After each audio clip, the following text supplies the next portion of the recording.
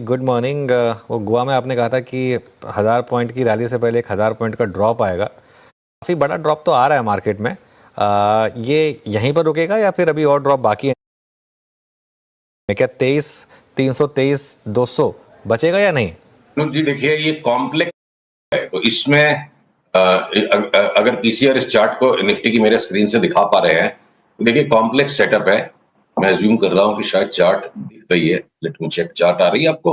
तो ये देखिए, ये यहां से हमारी जो बात हुई थी, एक बार 24,300 जाएंगे और वापस यहाँ आ जाएंगे, तो इसमें कोई बहुत बड़ा विज्ञान नहीं था। ये बेसिकली एक पैटर्न जो बन रहा है ना, ए बी सी हो सकता है एक बार 23,400 जाके हम वापस 24,400 वापस आए और फिर टाइम पास करते करते थोड़ा सा टाइम या गुजार सकता है बाजार कि फिर से एक राउंड वापस 30,000 का दिखा दे। ज्यादा से ज्यादा ये एक लेग हो, फाइनल बॉटम इसी जगह हो जाए, एक या दो लेयर डर के। चाहे वो अब एचएमपीवी वायरस 20 साल से है संसार में, अब उसको लेके भय बना दिया, पीवीआर को कूट दिया। बेसिकली इंड्यूस्ड फियर का मार्केट मुझे लग रहा है। मैं रॉन्ग हो सकता हूं, बट अभी ये लग रहा है बस डरा धमका के बाजार माल छीन रहा है। इतना वेरिएशन हो जाए कि क्या तो हम अगले 7-8 दिन में 23,24, 23,400, 23,300 का बॉटम बना देंगे, या 10-12 दिन में एक बार और दोबारा से उसको दिखा देंगे। इससे ज्यादा की जगह नहीं दिखती है। उसके बाद मुझे गोइंग इनटू द बजट खतरनाक तेजी अपने बाजार में लगती है, और बजट के बाद भी ये तेजी आगे सस्टेन कर जाएगी। तो अभी से बजट वाले दांव खोजने हमें चाहिए। ये मैं स्क्रीन पे जगह कम है इसलिए 26,000 ही जोड़ रहा हूं, क्या पता 27,000 भी हो जाए हम फरवरी के मिडिल में, फरवरी के एंड तक। तो अगले कुछ दिनों में ये 400-500 पॉइंट का जो डर है, अब डरेंगे भी और कमाएंगे भी, दोनों काम तो होते नहीं, निडर होकर काम करना पड़ेगा। ओके, चलिए तो मतलब इस समय बाइंग आप सजेस्ट कर रहे हैं फिर? और स्टॉक स्पेसिफिक अगर कुछ अच्छे ट्रेड्स बता सकें तो देखिए, स्टॉक स्पेसिफिक्स में बहुत सारे स्टॉक्स हैं। अब अगर मैं आपको फाइनेंशियल सर्विसेज के स्टॉक्स में बताऊं, जियो फाइनेंस हमें लगता है डबल हो जाएगा। 4 से 5 महीने का पर्सपेक्टिव लीजिए, और इसी साल 2025 में बजाज फाइनेंस हो सकता है आधा हो जाए, 8,100 दिखा के 4,100 तक गिर जाए। तो ऐसे में दो तरफा चाल है। अगर मैं ब्रोकरेज के स्टॉक्स पे आता हूं तो मोतीलाल ओसवाल में भी 1,300 की जगह लगती है। 40% हो गया, 900 का स्टॉक 1,300 हो जाए तो 40-45% हो गया। एंजल ब्रोकिंग 40-50% बढ़ जाए, पर ये सीडीएसएल बीएसई में 10% बढ़े और उसके बाद लंबा करेक्शन आ जाए, तो अलग अलग जगह स्टॉक्स स्प्रेड आउट है। स्मॉल फाइनेंस बैंक्स मेरे को लगता है, पता नहीं बजट में कुछ जस्टिफिकेशन आ सकता है क्या, बहुत ज्यादा तेजी लग रही है उन स्टॉक्स में, सबके सब 60-70-75% बढ़ जाए। But at the same PSU banks में सिर्फ एक आईओबी का फाइनल बॉटम हो गया, लगता है वो डबल हो जाए। यहां से थोड़ा सा और इंतजार, 4-5-7% का करेक्शन और हो जाए पीएसयू बैंक्स में, उसके बाद उनको भी दबा के लेंगे। पर बैंक निफ्टी के जो लार्ज स्टॉक्स हैं, HDFC, ICICI, even axis bank हो सकता है, इनसे परहेज रखेंगे। ये घूम फिर के बार बार करेक्शन देके इंडेक्स को दबाते रहेंगे। लार्ज बैंक्स को हमें शॉर्ट कर करके हेज करना है, small finance banks, PSU banks को दबा के लेंगे। अब आप आ जाओ, अगर मेटल्स की स्पेस में आते हो, अपनी बात पहले भी हुई थी एमओआईएल, अब उसमें एक हायर बॉटम बन रहा है, और एमओआईएल यहां से लगता है मेरे को डबल हो जाएगा। 3 से 6 महीने का पर्सपेक्टिव रखिए। मैंगनीज के prices world wide shoot up करते जा रहे हैं। अगर मैं मेटल्स की इस पिक के अलावा बाकी भी मेटल्स में ब्रॉडली करेक्शन हो लिया, थोड़ा सा और जगह बाकी है। ऑटोज में हम टाटा मोटर्स पे तेजी और बढ़ाते जाएंगे।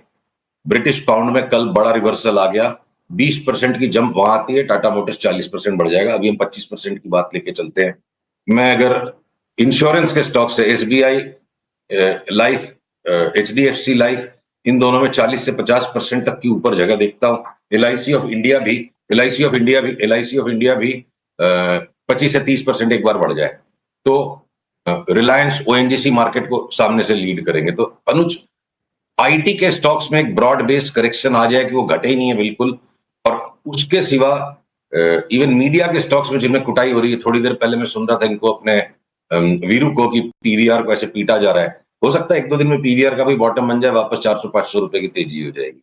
तो सिलेक्टिव करेक्शंस हैं बाजार में, जो बहुत अच्छी बात है। और इंडेक्स एक अलग खेल है। 23,000 को आप बॉटम समझ लो, 26,000 को, 27,000 को ऊपर की जगह समझ लो, 2025 का पर्सपेक्टिव है। पर इंडिविजुअल स्टॉक्स में टाइम टू टाइम करेक्शन हो जाने के बाद पकड़ पकड़ के 25, 30, 40% तक कमाने की जगह अभी भी बाजार दे रहा है। जुबिलेंट पे हम हर बात करते हैं और चला भी खूब तबीयत से इस बार पिछले 20 दिन में। अब थोड़ा बुक करें या फिर अभी चलने दें इसको? अभी अभी नहीं, आपके अनुसार हमारी करना क्या चाहिए? जुबिलेंट पे हमारी जो पर्सपेक्टिव थी कि 400 से 800 तक हम इसको राइड करेंगे, वो राइड भी कंप्लीट हो गई। टारगेट खाली पूरा नहीं हुआ, पैटर्न भी पूरा हो गया। जुबिलेंट से अब हम आउट हैं और 1 2 3 4 दिन में जब भी इसमें शॉर्ट सेल का सिग्नल बनेगा, हम जुबिलेंट को अगले 6 महीने 8 महीने वापस 800 से 400 की जर्नी एक्सपेक्ट करते हैं और उसके अनुसार बार बार बेच बेच के इसमें ट्रेड बनाएंगे। सारे एफएमसीजी जब करेक्ट कर रहे थे, जुबिलेंट एक तरफ भागता गया। अब जुबिलेंट से निकल के हम बाकी के एफएमसीजी स्टॉक्स में पैसे डालेंगे। पैसा जहां डालेंगे वो कौन सी पॉकेट्स होंगे सुशील जी? टाटा कंज्यूमर को देखिए अच्छा मूव दिया, ब्रिटानिया ने अच्छा मूव दिया, कल डाबर मैरी को कोलैप्स हुए, बट आपका टेक क्या है? वो पैसा कहां जाएगा, किस तरफ? डाबर पे सबसे ज्यादा तेजी करनी है, उसके बाद आप सारे के सारे एफएमसीजी स्टॉक्स ले सकते हैं। समस्या है कौन सा न ले। मतलब 35% अगर हिंदुस्तान लीवर जैसा भारी रकम स्टॉक भी बढ़ता लगता है, लेकिन बार बार डर का वातावरण इस संसार में आएगा। क्रूड में मेरे को लगता है फाइनल लास्ट करेक्शन अगले 5 7 8 दिन हो जाए, उसके बाद क्रूड एक तरफा अगर भागेगा $100 तक, तो कुछ ना कुछ संसार में समस्या पैदा होने पे भागेगा। और समस्या के माहौल में, डर के माहौल में एफएमसीजी बिल्कुल सेफ बेट है। सबकी चार्ट्स रेडी है।